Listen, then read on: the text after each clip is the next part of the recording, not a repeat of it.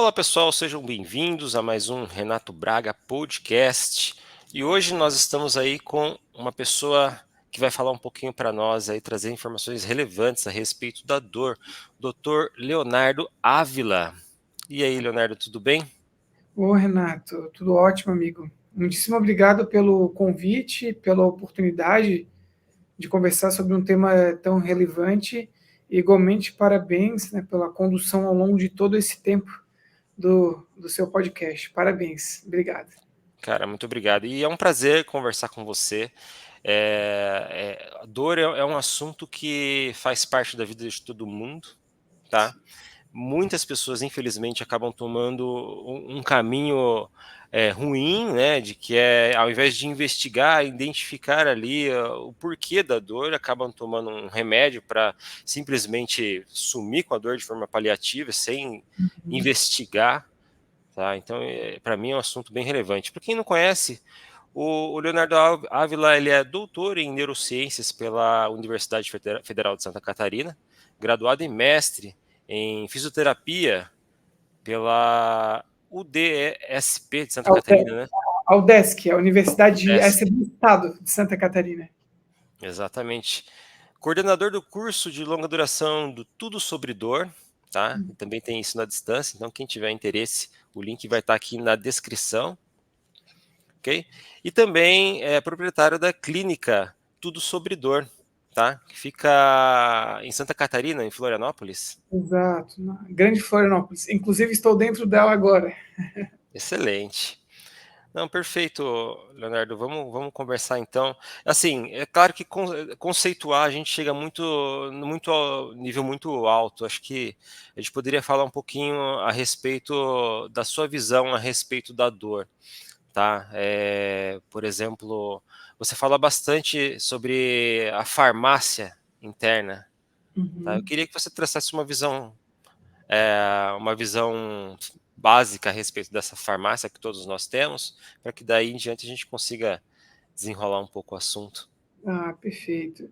A nossa farmácia interna ou endógena para o controle da intensidade da dor é um meio didático, Renato, no qual eu encontrei para explicar à sociedade em geral e pacientes que todos nós conseguimos, por exemplo, através de alguns comportamentos ou até mesmo tratamentos mais específicos, influenciar a fisiologia e igualmente a biologia do nosso organismo, diminuindo ou aumentando a probabilidade de experimentarmos dor. Então, de forma didática, essa farmácia interna, essa farmácia endógena, para o controle da intensidade da dor, é a junção do sistema nervoso central, periférico, imunológico central periférico, endocrinológico, autonômico e também das dimensões cognitivas, emocionais, psicológicas e sociais. Uhum, Comumente, aspectos identificáveis na prática clínica e também modificáveis diante de uma variedade de tratamentos farmacológicos e não farmacológicos, que assim, ao abordarmos, a gente consegue interferir, né, ou modificar o funcionamento dessa farmácia endógena. uhum. E então existem várias partes, vamos dizer assim, partes do nosso corpo que mandam informações para o nosso cérebro, indicando ali que há algo não tão legal, tá? Algo está acontecendo. Uhum. Seria Exato, basicamente isso. exato. E, e a primeira coisa que as pessoas acabam fazendo, tá? Quando tem, por exemplo, vamos exemplificar uma dor de cabeça, tá? Às vezes a pessoa trabalha demais, não se hidrata bem e acontece tendo uma dor de cabeça. A primeira coisa que eles fazem, de fato, é tomar um medicamento, um remédio ali para sanar a dor, Uhum. né? Isso é o que infelizmente as pessoas fazem. Um outro caso também interessante, acredito eu que você tenha estudado sobre isso, né? Que é a questão pós-cirúrgica, Sim. né, de pessoas que passam por diversas cirurgias, tá? E cria-se uma dor constante, tá? E você também falou um pouquinho sobre isso lá, do como você trata, conduz esse tipo de trabalho, né? Sim, sim. Renato, com o meu amadurecimento, isso é uma fala minha pessoal, tá? Pragmática. Com o meu amadurecimento pessoal e profissional, igualmente à luz da ciência atual, há espaço para todos os tipos de tratamentos. Principalmente, Renato, quando nós conversamos sobre dores crônicas. Tá? Então, o tratamento das dores crônicas, em especial, por exemplo, seja uma dor de cabeça crônica cervicogênica, do tipo tensional, migrânia, ou até mesmo uma dor de cabeça pós-trauma ou cirurgia, o tratamento geralmente é multimodal. O que significa isso? São múltiplas modalidades concomitantes. Ou seja, falando mais simples ainda, são diversos tratamentos diferentes ao mesmo tempo. E às vezes, diante dessa diversidade, os tratamentos podem ser também multidisciplinares. Então, por exemplo, eu, Leonardo, na condição de fisioterapeuta, posso ofertar um tratamento multimodal, múltiplas modalidades ao mesmo tempo. Por exemplo, cinesioterapia, exercício físico geral, técnicas de terapia manual, recursos eletrotermofototerápicos ou sugestões de mudanças de comportamento, ou comportamentos que podem estar influenciando a dor, como transitar de um comportamento sedentário para um comportamento ativo, melhora da qualidade do sono, identificação e recomendação, por exemplo, para um colega que trabalha com os aspectos nutricionais da dor. Então, isso é um tratamento multimodal que, por exemplo, um fisioterapeuta pode sugerir. Mas com base já nesse exemplo que eu lhe dei anteriormente, em alguns cenários existe a necessidade do ser multidisciplinar. Por exemplo, encaminhar a um nutricionista, encaminhar a um médico da dor para o braço farmacológico, por exemplo, do tratamento, encaminhar a um psicólogo especializado em dor para o braço da psicoterapia, né, para esses pacientes. Então, todos esses exemplos que você citou comumente exigem tratamentos multimodais e, em alguns cenários, multidisciplinares. Assim, diminuindo um pouco o leque, se atendo aos recursos que as pessoas têm hoje de tratamento para dor, tá?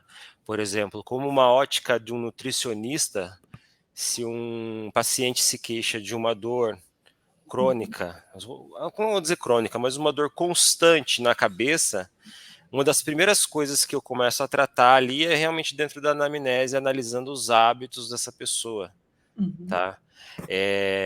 Na sua atuação, você também começa por esse caminho ou você faz um caminho um pouquinho lateral ali relacionado a isso, para identificar a dor? Tá. Em relação aos aspectos nutricionais, né? Você pontuou. Ah, Eu dei uma ótica nutricional, eu não sei se na fisioterapia ou na forma como você conduz, uhum, teria uma outra visão. entendi. Como é que eu conduzo a avaliação? Ela é bastante longa, tá? Principalmente para as dores crônicas. Ela inicia, Renato, antes da consulta. Quando um paciente entra em contato comigo para realizar uma consulta online ou presencial, todos os pacientes são expostos a 4 questionamentos. Número 1, quando a dor começou e como ela vem se comportando até então. Número 2, os principais diagnósticos que já recebeu. Número 3, os principais tratamentos em que foi exposto.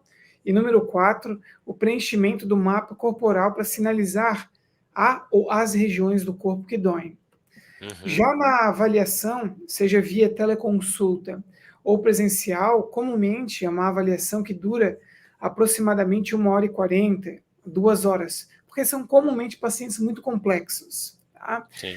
Então, associado a essas informações que eu obtenho previamente, dentro da avaliação, assim, de uma maneira geral, tá?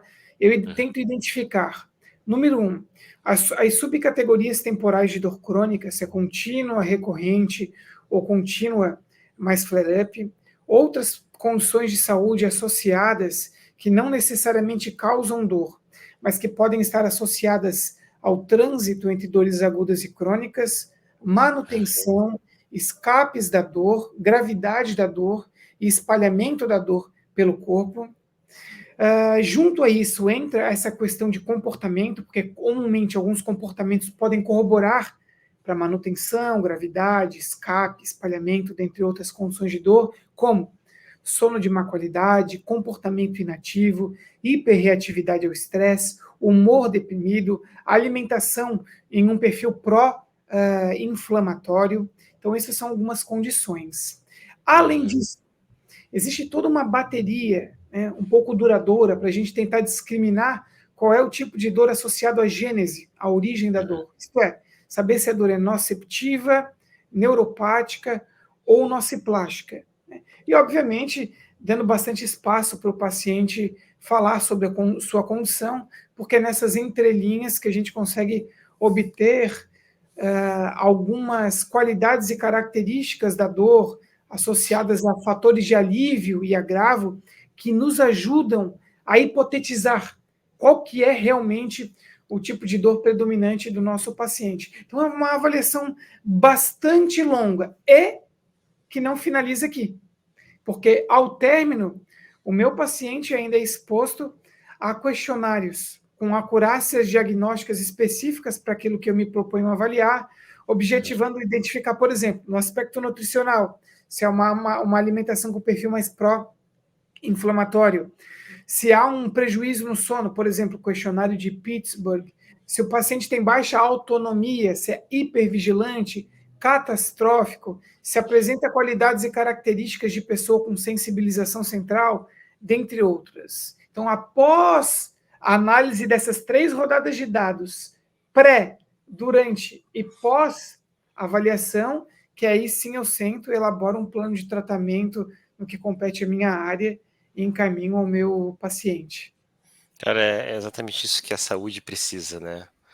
Se você basicamente revirou o cliente não, o paciente de várias formas, viu ele sobre óticas diferentes, revisou os exames, né? Que para cada exame ali existe ali algum certo protocolo. Você perdeu, se você de alguma forma fizer errado, né?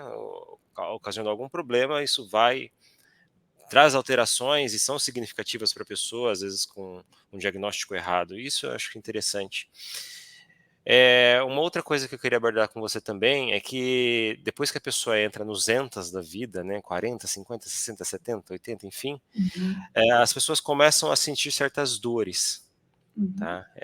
Eu não vou entrar em detalhes aqui do tipo de dor, porque, né, tudo isso vai muito do hábito, do que a pessoa faz, do que a pessoa pratica.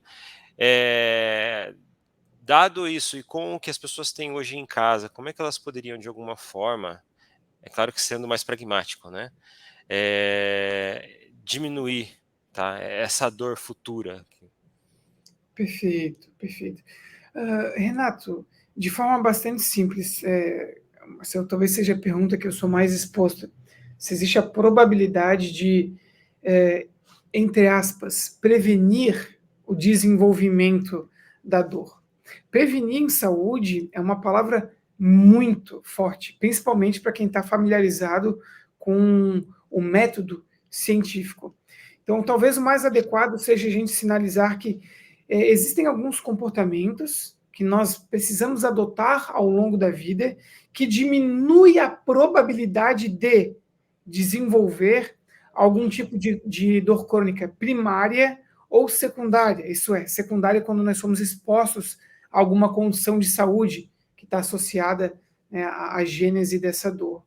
E a resposta é muito simples. A gente pode fragmentá-la em 5 blocos, que provavelmente todo colega que você entrevista sinaliza, que são, não necessariamente em ordem de prioridade, prática de exercício físico, sono de qualidade, gerenciamento da saúde mental, alimentação de qualidade e o bom suporte social, seja de amigos, família, enfim, o meio social no qual você se encontra inserido.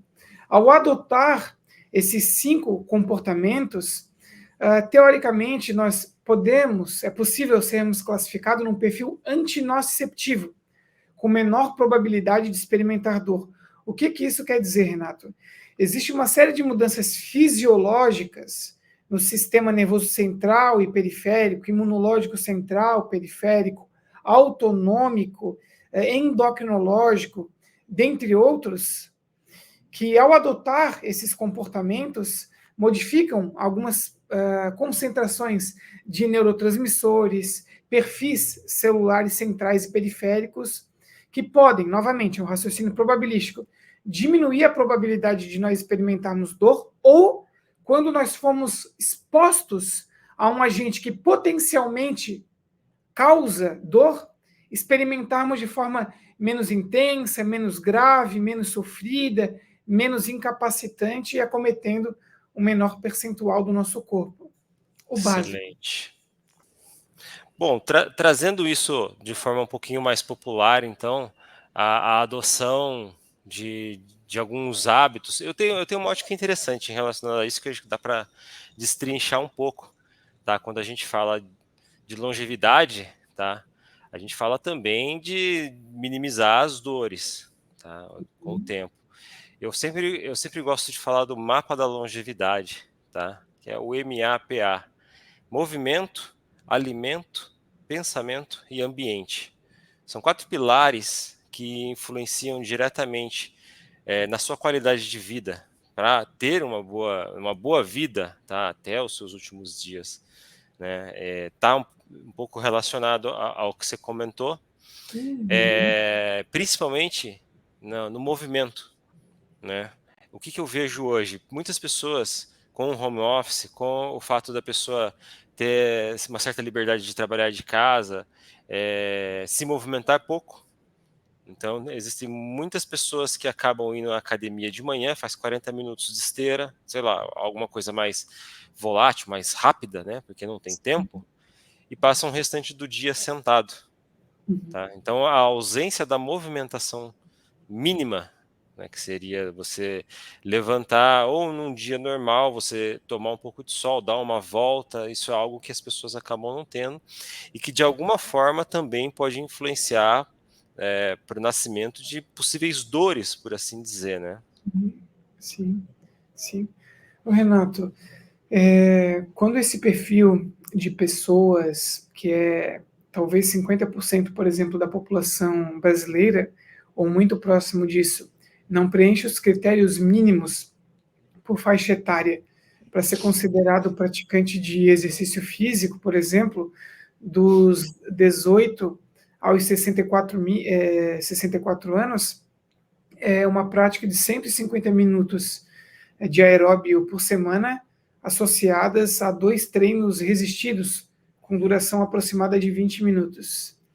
Por incrível que pareça, um percentual muito grande da população nessa faixa etária não adota esse comportamento mínimo, assim não preenche os requisitos de praticante de exercício físico e automaticamente não obtém os benefícios do exercício físico, por exemplo, para o controle da intensidade da dor. E existem algumas literaturas contemporâneas que, inclusive, entendem o imobilismo como a doença.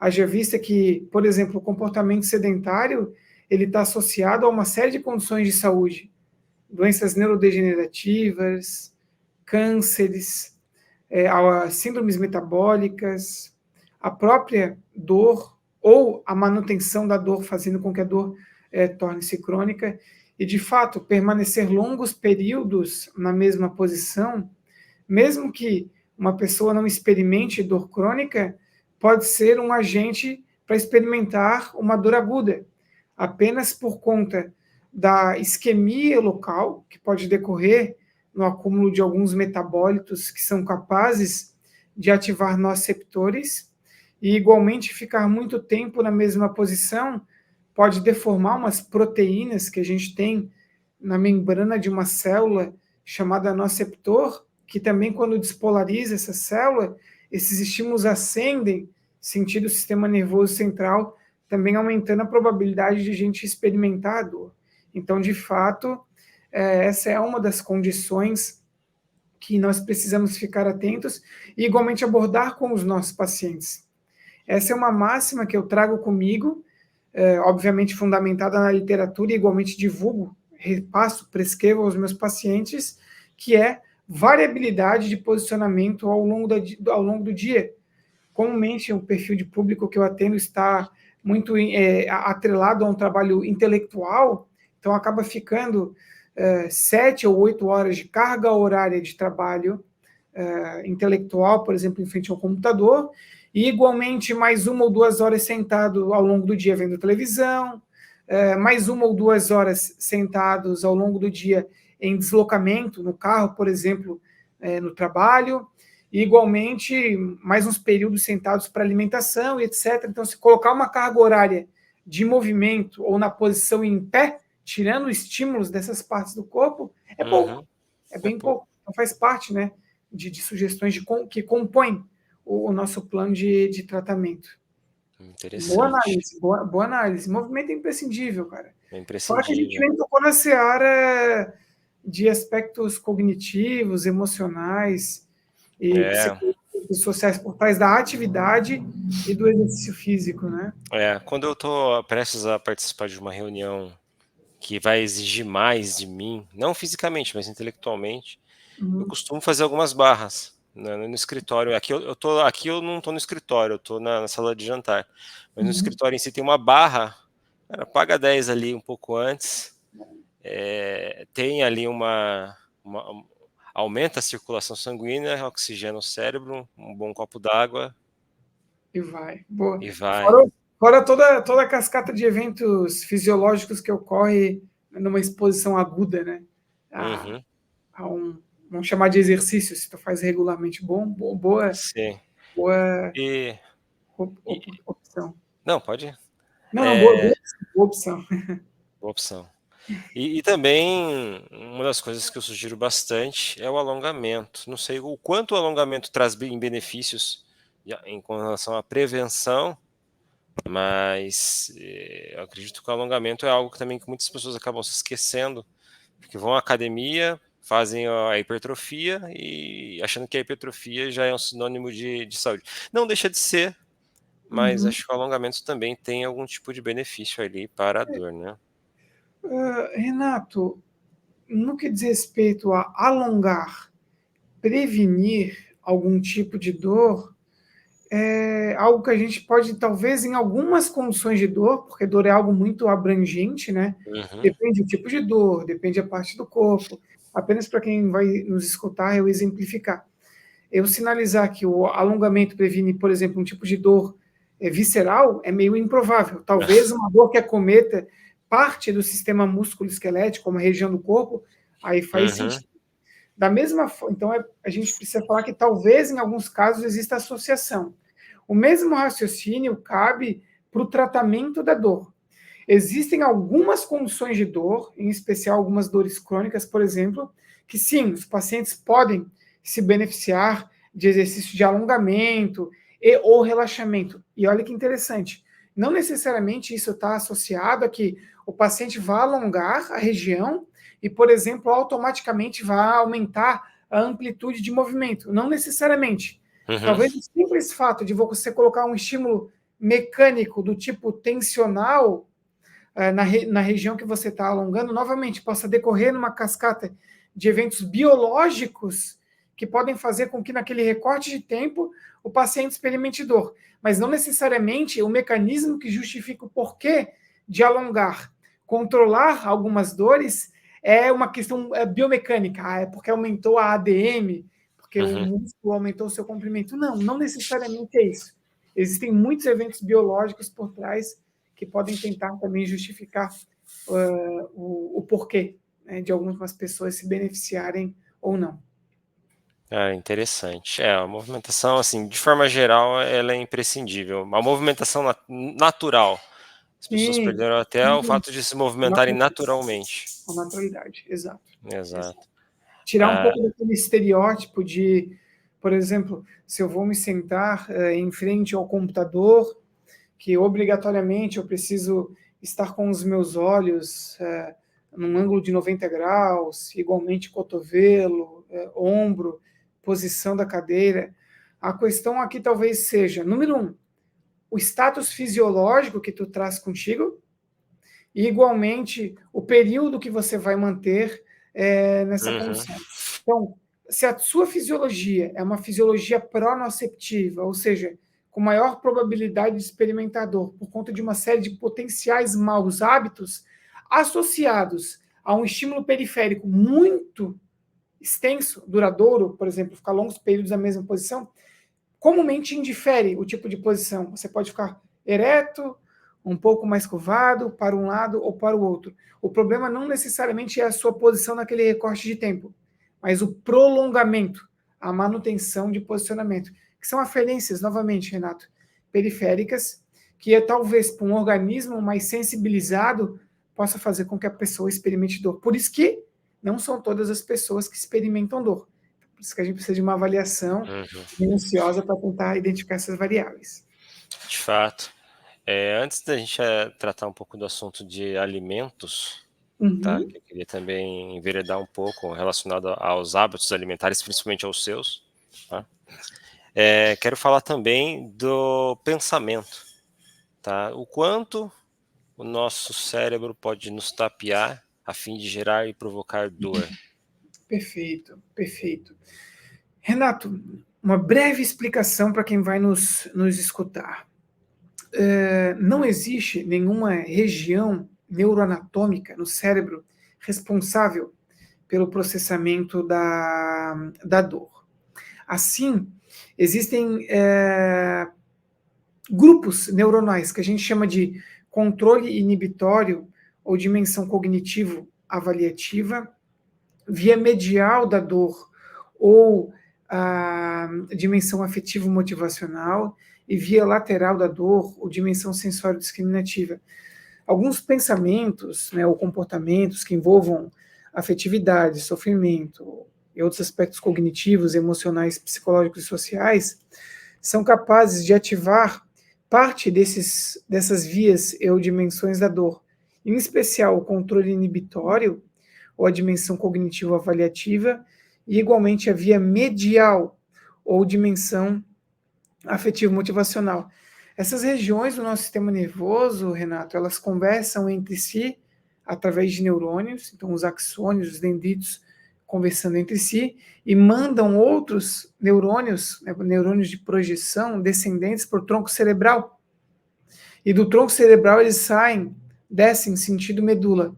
Então, através dessas conexões, desses cabos, existem comunicações químicas e elétricas, mas em especial químicas, que aumentam ou diminuem a quantidade de alguns neurotransmissores, fazendo com que, por exemplo, pensamentos, na forma como você sinalizou, né, ou comportamentos que envolvem as dimensões cognitivas, emocionais e psicológicas, façam com que a gente experimente menos ou mais dor. Por isso, Renato, que na clínica a gente precisa identificar, por exemplo, tá? Se o paciente é catastrófico ou não, hipervigilante ou não, se ele está com um humor deprimido ou não, se é reativo ao estresse ou não, se possui um comportamento ansioso ou não, porque são condições que são comumente identificáveis e modificáveis na nossa prática clínica. Entendi. É muito relacionado. Cascata de eventos biológicos também que ocorre por conta, né, dessas dimensões da dor, cognitivo-avaliativa e afetivo-motivacional. É algo que você trata e existe um caminho aí através da clínica, né? Sim, sim, sim, sim. Excelente. E um dos últimos pontos que eu queria tratar é com relacionado à alimentação, tá? Como forma, assim, como você disse, prevenção é algo muito forte, mas é algo que a gente pode, minimamente, fazer, né? Algo que está ao nosso alcance para se realizar. Você falou a respeito de uma alimentação anti-inflamatória. Tá? Então, o que seria para as pessoas aqui esse tipo de alimentação? Tá, perfeito. Existe um consenso, Renato, que foi publicado no ano de 2018, consenso de nutricionistas europeus, que propõe uma pirâmide alimentar para pessoas com dores crônicas.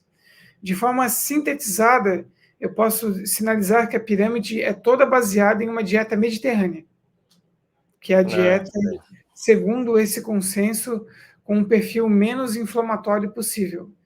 Então, ela fundamentada numa hidratação saudável, ingesta de bastante frutas, legumes, oleaginosas, alguns azeites, diminuir o consumo, né, de alguns tipos de carne, então enfatizar mais o peixe em detrimento ao frango, igualmente em detrimento ao uso de carnes vermelhas, reduzir significativamente o uso de álcool, existe até um percentual mínimo aceitável de vinho, mas em especial o vinho tinto, tentar, obviamente, reduzir o consumo de ultraprocessados e açúcares.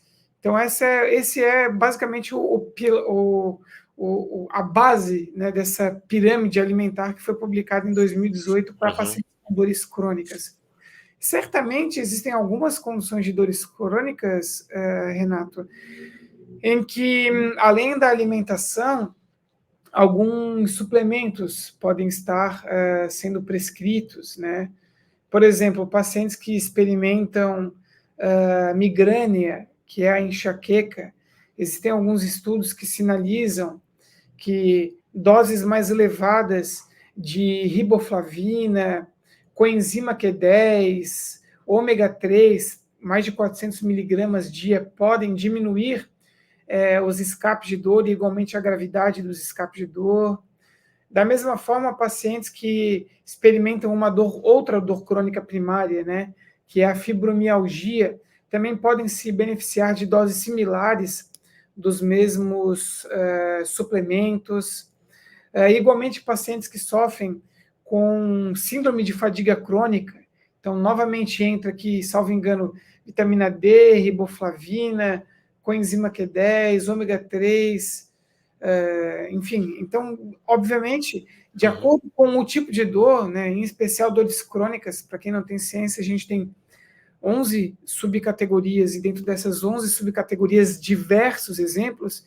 Então, no tocante à alimentação e igualmente à suplementação, elas podem variar. Então, eu falei para vocês inicialmente de uma Uhum. maneira bastante generalista. Uhum. Ah, legal. Conforme você falou aí a respeito da suplementação, ela está bem ligada mesmo a uma suplementação anti-inflamatória, Sim. né, um tratamento anti-inflamatório. É bem interessante. De alimentação, tá?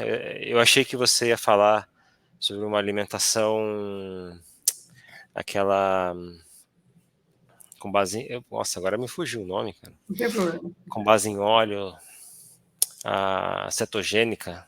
Ah, certo. Tá, aí você falou do Mediterrâneo, então existe então esse estudo relacionando a alimentação mediterrânea a uma É, redução da dor.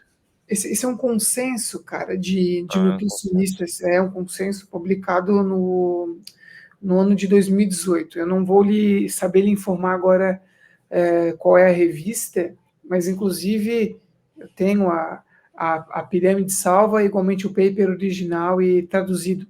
Alguns pacientes que têm curiosidade em se aprofundar na temática e entender os mecanismos, eu encaminho o paper, da mesma forma a pirâmide, porque ainda em 2024, Renato, nós carecemos de profissionais da saúde especializados em dor, tá? Seja um fisioterapeuta, um nutricionista, um psicólogo, um profissional de educação física, da Uhum, mesma forma um médico, odontólogo, especialista em dor, que domine a temática de forma aprofundada. Então, eu tento auxiliar os pacientes dentro dos limites éticos, né, possíveis dessa maneira. Eu encaminho os materiais, sugiro a leitura, quando a pessoa tem condição, disponibilidade, encaminho para um colega da área, mas os mecanismos também são muito interessantes por trás, de forma bem simples, e talvez em um minuto eu consiga apontar isso, no que diz respeito à alimentação. Qual é a hipótese, né? Além da alimentação corroborar com uma inflamação periférica de baixo grau, a alimentação de má qualidade, perdão, corroborar, né, com uma inflamação periférica de baixo grau, a má alimentação ela também pode corroborar com uma neuroinflamação de baixo grau. Então, toda essa má alimentação que comumente a literatura sinaliza excesso de processados e açúcares, bem como gorduras saturadas, pode aumentar a permeabilidade intestinal, igualmente decorrer num processo inflamatório intestinal. O vago inerva a parte do intestino, então essas células inflamatórias de forma antidrômica ativam o vago, aí existe uma projeção do vago que vai para o tronco cerebral. O tronco cerebral ele faz parte da nossa farmácia endógena para o controle da intensidade da dor. Então, por essas aferências inflamatórias ingressarem no vago, acaba tendo uma ativação de células gliais, né? Então, células gliais são os macrófagos do nosso sistema nervoso central, são as células de defesa. Então, ali pode decorrer uma inflamação de baixo grau, corroborando com aquilo que a gente chama de sensibilização disfuncional do sistema nervoso, que é a capacidade do sistema nervoso central em amplificar e distorcer no tempo e no espaço uma experiência de dor, ou seja, fazer com que ela se torne duradoura, crônica, e igualmente mais intensa, sofrida, incapacitante, e que igualmente espalhe. Então tem uma série de hipóteses, né, que tentam explicar, além das repercussões periféricas, né, também centrais. É bem interessante, é uma linha de assunto bem legal para quem tem interesse em se aprofundar. Para quem não é da área, apenas entendam. A alimentação faz parte do controle da intensidade da dor. Não só para isso, né? Uma vida longeva, com menos comorbidades. Então, é imprescindível adotarmos bons hábitos alimentares, bem como dormir bem, se exercitar e gerenciar a sua saúde mental. Que foi a sigla, né, que você utilizou, MAP, não lembro agora. MAPA, MAPA. MAPA, perfeito. Movimento, alimento, pensamento e ambiente. O ambiente a gente não falou, mas é sempre ter um ambiente favorável, né? Como se você tem a possibilidade de ter uma mesa, aquela mesa que sobe, sabe? Aquela mesa que... Poxa, é interessante trabalhar em pé. O paciente que eu atendi agora, há pouco, o último paciente comprou uma mesa dessa. A gente adotou um sistema de alarme, porque ele trabalha basicamente com programação, então a cada X tempo ela eleva, ele eleva. Aí que legal. Ela tem memórias iguais a bancos de carro, né? Dependendo do carro que você tem, você pode programar 3 opções de assento, se é mais de uma pessoa que dirige. A dele permite isso, então a gente programou de 2 formas, em pé e sentado. Então, 30 minutos sentado, 15 em pé. 30 sentado, 15 em pé. Boa estratégia, cara, boa estratégia. Muito boa. Bom, pessoal, conversei hoje com o Dr. Leonardo Ávila. Léo, muito obrigado pelo seu tempo. Infelizmente, meu tempo é curto, foi complicado arranjar uma agenda, mas acredito que numa próxima oportunidade eu queria aprofundar um pouquinho mais, principalmente fazendo paralelos com a alimentação, tá? Que é um dos assuntos preferidos aqui para mim. Mas, cara, muito obrigado. Esclareceu muito bem a questão da dor e N formas também de como as pessoas em casa podem, de alguma forma, não vou dizer evitar, mas criar ali algumas ações para diminuir ali a possibilidade de possíveis problemas. Exato. Renato, mais uma vez, obrigado pelo convite, oportunidade. Parabéns por esse longo projeto. E sim, conte comigo para novos episódios, temas mais específicos, com bastante tempo e calma. Obrigado, tá? Obrigado, meu caro. Valeu.